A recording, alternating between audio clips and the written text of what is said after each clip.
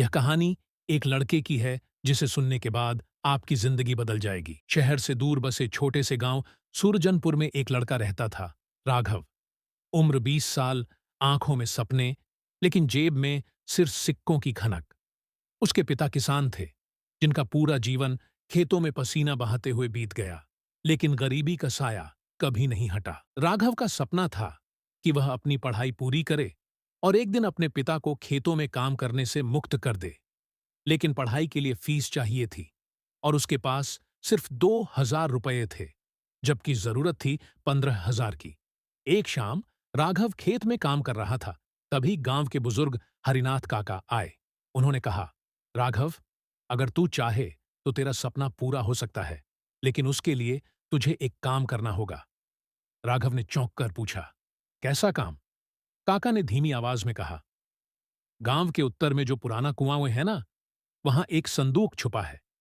कहा जाता है उसमें सोना है, लेकिन सावधान, वहां रात में जाना पड़ेगा और जो भी वहां गया वह बदले हुए इंसान की तरह लौटा। कुछ लोग तो लौटे ही नहीं। राघव के मन में डर भी था और लालच भी, लेकिन जब उसने अपने पिता के पसीने से भीगे चेहरे को याद किया तो उसने तय कर लिया, वह जाएगा। अंधेरी रात, आसमान में बादल और ठंडी हवा। राघव हाथ में टॉर्च लिए उस पुराने कुएं की ओर बढ़ रहा था।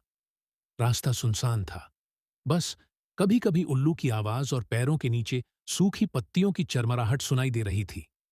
कुएं के पास पहुंचते ही उसे एक अजीब सी ठंडक महसूस हुई। चारों ओर झाड़ियां और टूटी फूटी पत्थर की दीवारें थीं। कुएं के मुहाने पर काई जमी हुई थी और उसके अंदर से किसी के रोने की हल्की सी आवाज आ रही थी। राघव ने हिम्मत जुटाई, रस्सी से नीचे उतरने लगा। नीचे पहुंचकर उसने टॉर्च घुमाई और देखा, एक पुराना लकड़ी का संदूक कोने में पड़ा था, धूल और जाले से ढका हुआ। उसने उसे खींचकर खोला। अंदर सोना नहीं था, सिर्फ एक लोहे का छोटा डिब्बा और एक चिट्ठी। चिट्ठी पर लिखा था, अगर तुझे सोना चाहिए तो अपना पसीना बहाना होगा। इस डिब्बे को खेत के बीच में दबा दे और 7 दिन तक हर सुबह वहां पसीना बहाकर मिट्टी खोद। 7वें दिन तुझे तेरी कीमत मिलेगी। राघव ने सोचा, ये क्या मजाक है? मैं तो सीधा सोना लेने आया था। लेकिन उसने हार नहीं मानी। 7 दिन का संघर्ष। पहला दिन, सुबह सुबह खेत में गया, डिब्बा दबाया और पूरे दिन मिट्टी खोदता रहा। कुछ नहीं मिला। दूसरा दिन, धूप तेज थी, पसीना बहा, लेकिन फिर भी खाली हाथ लौटा। तीसरा दिन, गांव के लोग उसका मजाक उड़ाने लगे, सोना खोद रहा है या पागलपन। चौथा दिन, हाथों में छाले पड़ गए, लेकिन वह रुका नहीं। पांचवां दिन, बारिश में भी काम करता रहा। छठा दिन, थकान इतनी थी कि वह गिरते गिरते बचा। सातवां दिन सुबह, सूरज निकलते ही राघव खेत में पहुंचा। जैसे ही उसने मिट्टी खोदनी शुरू की, अचानक फावड़ा किसी ठोस चीज से टकराया।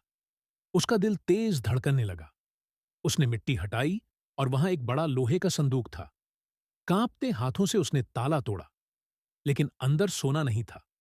उसमें गेहूं के बीज और एक पत्र रखा था। पत्र में लिखा था, बेटा, ये वही जमीन है जो कभी बंजर थी।